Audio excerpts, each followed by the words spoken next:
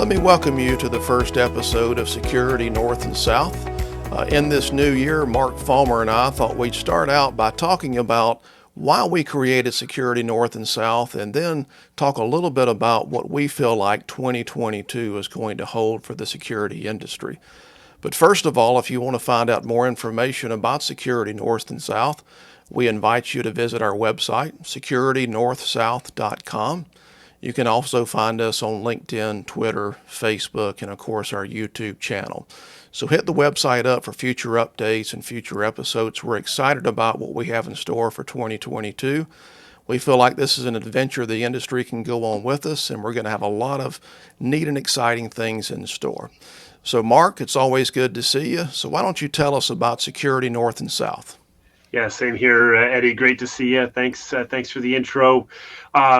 Yeah, I mean, we've been talking about this for a little bit, right? And we finally kind of put it together. And as you just said a second ago, let's hope the industry wants to come along for the ride. And that's really the intent. You know, as we were going back and forth, we're like, you know, do we want to do another podcast or yet another podcast? But what we're trying to do is bring something a little bit different, right? And look at things from a different angle. Of course, security, right? I mean, we'll be putting our personal spins on it, you know. You don't have to go too far to see the difference from, you know, who's south and who's north, right? We can figure that one out. We can figure that one out pretty quickly. And but we don't want to limit it to that too, right? And we want to get the global perspective too, and you know, our cumulative years in the security industry, which we won't total together and share the number, but you know, we have a good network, a solid network where we can really share a lot of insight, I think, from people. So yeah, Eddie, I mean, maybe share a comment about, you know, the business of security. What are we trying to do here? Yeah, and great point there, Mark. And we talked early on about not just diving into the X's and O's of security, but talking about the business of security, not just the security of business. So in future episodes, we're going to dive into legal issues, human resources, marketing, and many different areas that really impact the security industry, but maybe not topics you would automatically think about when it comes to the private security industry. And Mark, as you pointed out before, if you want to find out who's north and who's south, just listen to the accents. That should tell you the story in itself. So, but we're going to look at things from a global perspective and really try to open up our horizons when it comes to security. And one of the things we wanted to do in this first episode is not have a guest. We'll have some great guests coming up later this year, but really talk about what we think the year 2022 has in store for the private security industry. Mark and I both published some recent articles talking about our predictions for the upcoming year. So we thought it'd be a great topic really to kick this series off, to really look forward and see what this year has in store for private security. So Mark, get us started. What do you think 2022 has in store for the private security industry?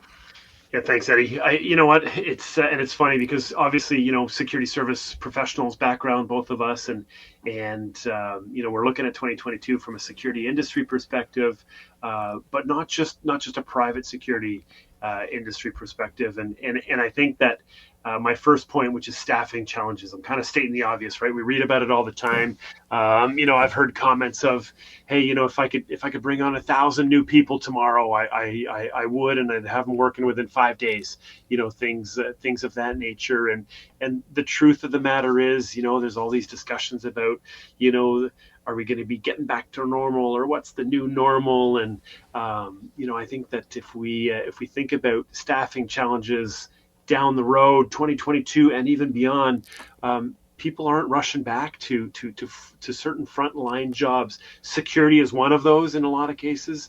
And a lot of that ties to engagement, right? And how do we keep the people in the roles that are doing the work that we want to have doing the work? How do we make sure that the roles that we have, you know, sort of add value really to the overall security program, employee experience, employer experience, and that kind of tie in. So I think 2022 things are just going to continue to shake out. I'm sure you've got something to either add or, you know, kind of, you know, add a topic on that for sure. Yeah, and you make a great point, and obviously the private security industry and all industries for that matter are going through great labor pains. We've all read about the Great Resignation. That's not just a North American or a Canadian topic. It's happening all throughout the world. And I talk to a lot of people, and I get this question quite often, as I'm sure you do, Mark.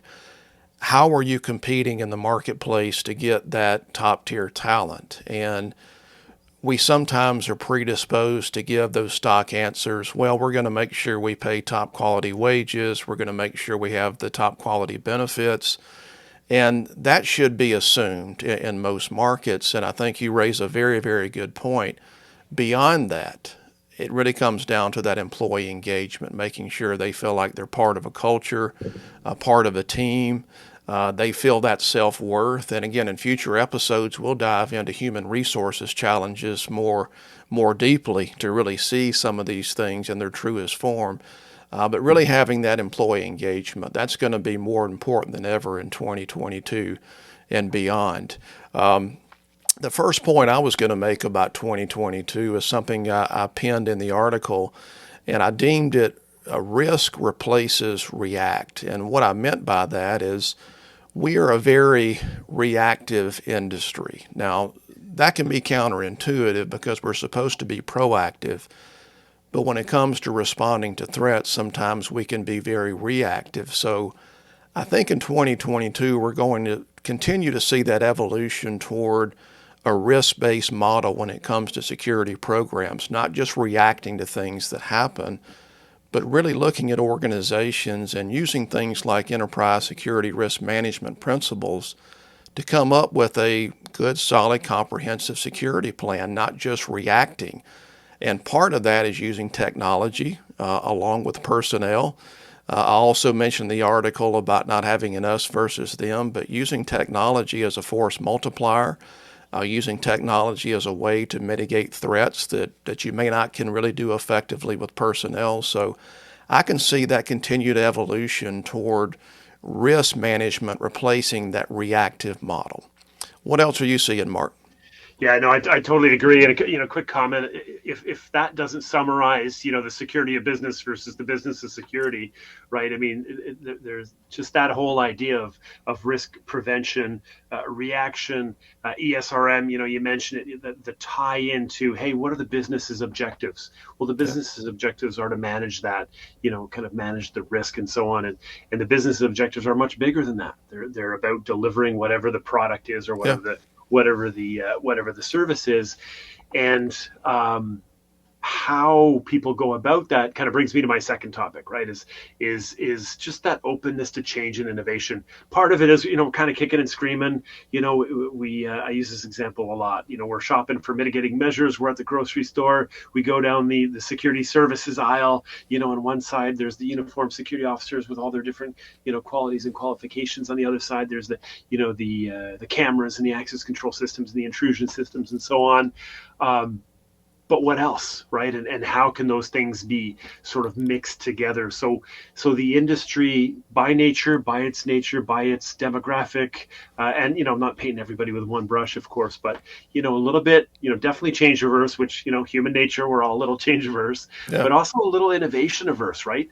Sure. Scared to be that the first person on the block to try something. Hey, but if somebody else tries it and it works, then hey man, we'll adopt, we'll share. We talk about best practices. We talk about sort of proven solutions. So hey, show me that it works somewhere else, and then I'll roll it out. But now, Yeah. With what we talked about before, the engagement challenges, the staffing challenges, that sort of risk and reaction, I think we don't have a choice to be open to some of this innovation that'll really speed up. I think 2022, we're starting to pick up, and we can get into we'll probably have a guest one day, about digital digital transformation and Sure. disruption. We'll go find someone that's got some really really interesting perspectives, maybe non-security perspectives on it to share with us. But I think that we're going to see that speed up over time. Yeah, and I think you're spot on. I love your grocery store analogy, and I would add that most people want to find the express lane when it comes to when it comes to doing things that the most expedient way and the way that we've always done things. And I think in 2022 we're not going to get there totally.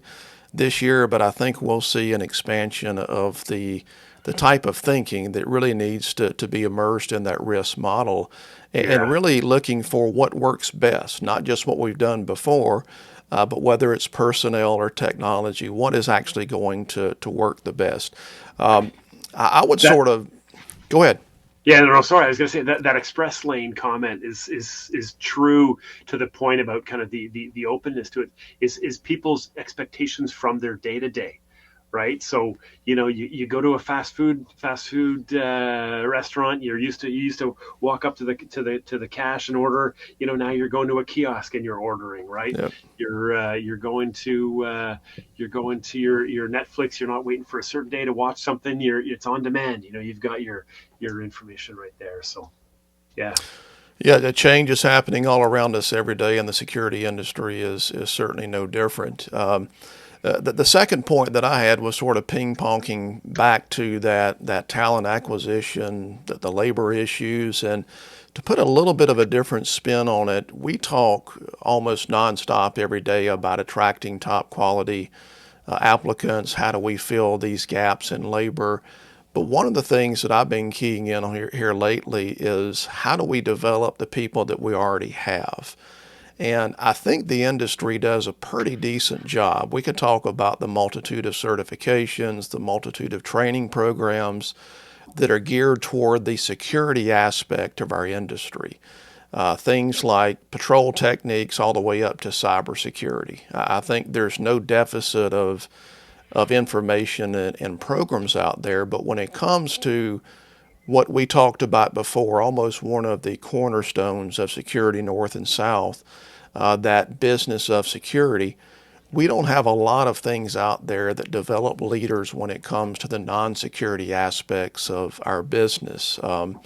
I cite myself as an example. 30 years into this industry, I had the good fortune of learning a lot of those principles, whether it's financial, legal, obviously, mentoring, coaching, etc., because of my trajectory over the years. But there are a lot of people sitting out on security posts right now that have excellent skills when it comes to security, but nobody is developing those business skills. yeah. So I think this podcast series, some things we're going to do through Security North and South can help contribute to that. But from a broader sense, the industry has to invest more in developing those skills. Just made me think of another guest, Eddie. We did a little something about a year, 2 years ago on, hey, you're a new manager in the security world. What do you need to know? And Yeah. there is no book. Go to your favorite bookstore. There isn't a book that kind of teaches you that, and we'll touch on that. And as an industry, we're challenged to stay up to date. It's changing quickly, right? I mean, think of you know we know your legal background and so on, but a couple of years ago, I'm guessing you weren't reading a lot of cybersecurity insurance policies, right? Today, Yeah. every contract probably has one. I think, in our service level agreements, where we're talking about, data security and so on, and SOC 2 certification. So that whole evolution, it's going quickly. So it's attracting them, and then, keeping them motivated, keeping new entries motivated, and older folks like you and I, keeping us motivated too. Yeah, absolutely. And things are developing so quickly. You mentioned cybersecurity, and I guess we should put a big disclaimer on these podcasts. When I talk about cybersecurity, I'm not talking about as an expert or even a novice. I am quite the contrary, but that's one of the issues that I didn't really deal with a whole lot just 5 short years ago.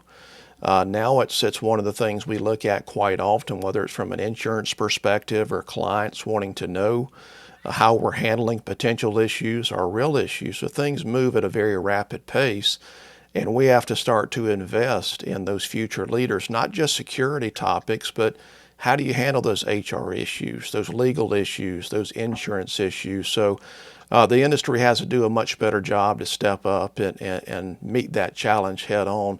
And Mark, one of the things that you've written about and talked about here recently that certainly is intriguing to me as far as where the industry is going is end users having more control over their personal security. Talk about that for a minute. Yeah, absolutely. And you touched on it with your point about sort of ESRM, so organizations securing their environment and their assets. People are part of that. People are part of that. But us as people, us as security consumers, we have different expectations today with how we interact with security. So part of what I see coming down the road is, yes, you've got this, maybe enterprise wide or corporate security policy and programs and what all of that means that kind of rolls up into it, but putting specific items into the hands of the employees, the hands of the people that are on site, making them feel comfortable as they're walking out to their vehicle, making them feel that their environment is secure. And it's funny because it ties into our comments about engagement, about retaining employees, about attracting and keeping quality candidates. If people feel safe, have that perception of security, then people will stay. They'll continue to Yeah. work, and there's some flexibility in around what the work environment means. That's been completely redefined in the last 2 years. The business items related to that have completely changed. How to motivate, remote workers and so on. So what I think is going to be coming around the corner to kind of, I guess, bring it back home is enterprise wide, but customizable to the individual to a Yeah. certain extent. Yeah, Yeah. all excellent points, and I think we'll see an evolution more towards that, not just in 2022 and beyond, but having the employee having much more control and authority, so to speak, over their own security needs. And as an industry, that may sound counterintuitive because they should be looking to us to know what steps to take, what to do in this situation or that situation. But I guess a good analogy is what we've seen in the electronics industry as well. Personal monitoring of alarms, making sure that we have apps on our phone. I was explaining this analogy to a colleague a few weeks ago. I just had the experience of dropping my daughter off to college, and of course, every campus nowadays is very aware of security. And I was very encouraged during one of the security briefings from the on-site PD talking about how much personal responsibility goes into making sure they know that they're aware of their surroundings, where to go, where not to go. And now we live in an age where you can literally hold security in the palm of your hand Exactly. and not have to wait on someone, whether it's a police officer or a security officer, to patrol an area, being alert and alerting others as to what's going on right then and there. I think we're going to see more of that. And, we talked about the remote workers, and a real good example of the fast changing nature of security is when we first went into remote working. It seems like a million years ago now, but just a couple of years ago. I bet it wasn't a week into the pandemic. I got an email from one of the 1,000 sources that I get alerts from, and I'll never forget the subject line of the email was the employer's duty to protect the employee from violence at home. And Wow. so already people were starting to grapple with, okay, you've got a remote worker at home. What is the duty of security to make sure that person is free from workplace violence in their own home? So we're going to see a continued evolution toward that, and technology obviously will play a big role. The last thing that I would point out, I think, in 2022, when we sort of touched on this in various forms, is if you haven't partnered up with your HR department yet, now is the time. HR challenges in every industry are rampant, but in the security industry, they take on a very unique aspect. So we're going to continue to see those HR challenges, whether it's mandates, issues that come up because of the changing workforce. In future episodes, we may dive deeper into that. How do we deal with some of the different generational workforces? But making sure also that your workforce feels respected, feels worthy of being there. We can talk about diversity, equity, and inclusion Exactly. down the road as well. That plays a big part in this, but HR is going to be a very, very close ally to the security industry in the future. So these are just the few things that we've thought about in the upcoming year. We're going to dive into some of those in future episodes. But as you can see, Security North and South has a lot to talk about in the future. We're excited about this journey. We hope you join with us. Mark, any parting thoughts? Yeah, looking forward to it. I think we set the table in episode 1, Eddie. I loved your comment about, the little, caveat, not necessarily experts on the different topics, but we'll be bringing in experts, right? And Absolutely. hopefully, hopefully the audience will see and that not trying to think of the best way to put this positively. Not the same old guests, we'll be mixing it up and bringing people from different sectors, and you know what, providing different angles as we look at the business of security. Absolutely, going to be a fun and great year with Security North and South. So join us again, securitynorthsouth.com. Stay up to date. We're going to be on all the podcast platforms, on YouTube as well. So looking forward to it, and hope you join that journey with us. Mark, always great to see you. Thanks. Take care.